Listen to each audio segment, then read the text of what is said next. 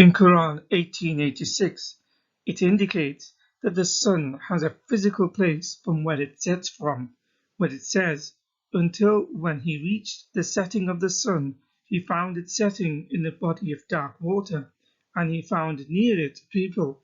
We said, O Dhul Qarnayn, either you punish or else adopt among them goodness. The Arabic term Maghrib, setting, circled in red, is a term which is in the ablative form to denote a place. It can also be used in an adverbial sense as the time in which the action takes place, meaning, in this case, the time of the sun setting, which is why the term can also mean the west, as in the geographical direction setting of the sun as seen from Earth. Astronomically speaking, in reality, of course, the sun does not rise or set. By saying Maghrib, what the Quran could be describing here is the literal and the physical rising of the sun from the earth, as the verse goes on to qualify the ablative by using the verb taghrubu, setting, circled in blue, which itself is a derivative of Maghrib, but this time expressed in the present tense form. In a few verses, the Quran seems to corroborate the idea that the sun has a physical place from where it rises and sets from, because it says in Quran 1890, until when he came to the rising of the sun, he, Dhul Qarnayn, found it rising on a people for whom we had not made against it, the sun, any shield. The term matli'a, circled in red, is an Arabic term which is again in the ablative form to denote a place. Again, it can also be used in an adverbial sense as the time in which a certain action takes place, meaning, in this case, the time of the sun rising up.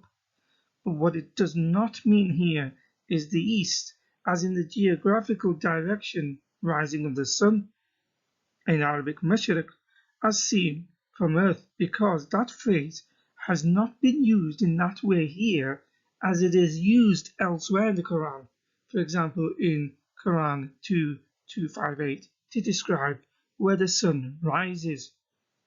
At any rate, by saying matli'a, what the Quran seems to be describing is a literal and physical rising of the sun from the earth, because the verse goes on to qualify this by using the same verb tatlu'u, rising, circled in blue, which itself is a derivative of matli'a, but expressed in the present tense. Another indicator that it means the literal rising place of the sun is that the verse goes on to say, on a people for whom we had not made against it, the sun, any shield. If it is explained as there were no trees or mountains or houses, then this can apply for any desert, any barren land on earth. So by mentioning the need for a shield against the sun only goes on to strengthen the literal understanding of the verse. For example, well-known classical commentators of Tafsir al-Jalalain explained the sun literally rose above a group of people, and due to its physical proximity, it had darkened them. This is where black people get their color. They would build underground tunnels to escape the heat of the sun when it was rising over them. The meaning of the physical rising and setting of the sun in the Quran can be evidenced from another clue, in that Dhul Qarnayn, commonly thought to be Alexander the Great, found the sun rising. But this is explained away by apologists to mean Dhul Qarnayn did not find the sun physically rising from the earth, but only that he perceived or thought he had found the place from where the sun rose from. The verb that will be focused upon in the Arabic is wajada, which is commonly used to mean found in the literal sense when it is followed by a physical object.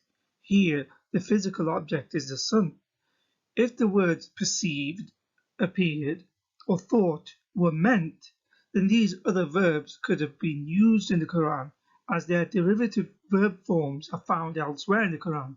In other words, Allah could have used these other words and be more precise rather than leave the verse ambiguous and open to interpretation or confusion. Here is a popular online dictionary called Al-Mani. As can be seen, the common dictionary definition of wajada means found, although in certain situations it can mean perceived, appeared or thought. These situations will be explained next. For example, if the verb wajada is followed by a physical object, then it has to be translated in the literal sense. If anything, the sentence structure in the Quran gives the impression the verb found wajada is in the literal sense, not the other explanations given by apologists. For example, if in Arabic someone uses the verb wajada, found, and says wajada waladu kitaban, it means the boy found a book. It does not mean a boy perceived a book. This is because the book is a physical object. On the other hand, if the verb wajada is followed by an intangible, descriptive object, then it could also mean perceived. For example, wajada waladu rahiyatul itri qawiya. A boy found the smell of the fragrance strong. Implicitly, this sentence could also mean the boy felt or perceived it to be strong. In other words, this is similar to the English language. If the verb found is followed by something inanimate, intangible, an abstract thought or concept, then found could also mean perceived or thought. For example, if someone says, the boy found the exam difficult, in Arabic the sentence would be وجد الولد الامتحان صعبا. This sentence could also mean the boy thought the exam was difficult. So the verb found or wajada could also mean perceived here, as it is from the boy's perspective that the exam was difficult, because another boy could have found it easy. But in the Quran, the sun is a physical object, and the verb wajada that comes before it will have to be translated as literally found according to the rules of grammar, sentence structure, and the context of the verse. For example, what was meant by the context of the verse is, consider Quran 18:86. Until when he reached the setting of the sun, he found it setting in a spring of dark mud, and he found near it a people. Allah said, O Dhul Qarnayn, either you punish them, or else adopt among them a way of goodness. This verse gives another clue about the word wajada and whether it is meant in the literal sense. This is because wajada, found, is mentioned twice in the same verse. If the first wajada is translated as perceived or appeared, then why is the second wajada, found, in the same verse is translated as found in the literal sense when it came to the people he, Dhul Qarnayn, found near the sunset? It is because there is the recognition that it would be absurd to suggest the second wajada in green to mean the people who perceived or appeared to him. Also, the people he found are a physical entity just like the sun, not an abstract object. Another verb that can be analysed to ascertain if Dhul Qarnayn physically reached the sun's rising or setting place, or if it was just a metaphor, can be deduced from Quran verse 1886 and 1890, where it mentions the verb balagha circled in red. It means he reached. In verse 86, it translates as he reached the sun's setting place. In verse 90, he reached the sun's rising place.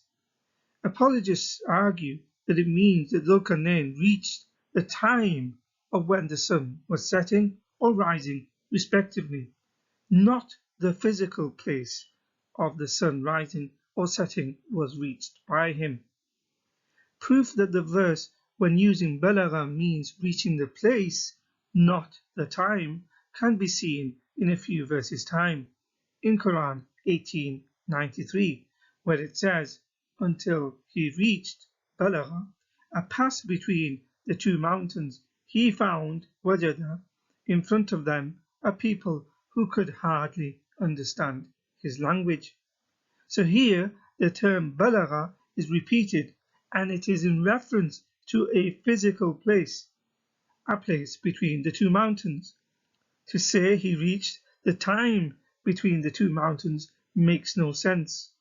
Again, the verb wajada is repeated to mean found in the physical sense, because he found a people. It does not mean he perceived a people who could not understand his language. So in conclusion, the Quran seems to be reinforcing the general incorrect view at the time of the people within Arabia who were without knowledge of the earth's rotation around the sun. To them it seemed like the sun rose and set from a certain place on earth every day, as seen in the last video. This is why the Quran indicates the sun has a set place from where it rises from and where it sets from. The grammar of the sentence structures, as well as its context in relation to other verses, indicate what is expressed is the literal place of the rising and setting of the sun, which Zulkarnain found, reached, and saw. In the next video, evidence will be provided from early Muslim scholars, commentaries, and hadiths, sayings of Muhammad, to find out whether these verses are literal or metaphorical.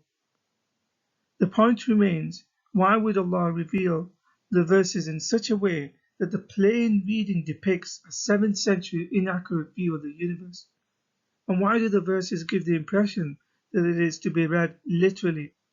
Why is there the need to jump through hoops when interpreted in any other way? How can this be the style of God's perfect word?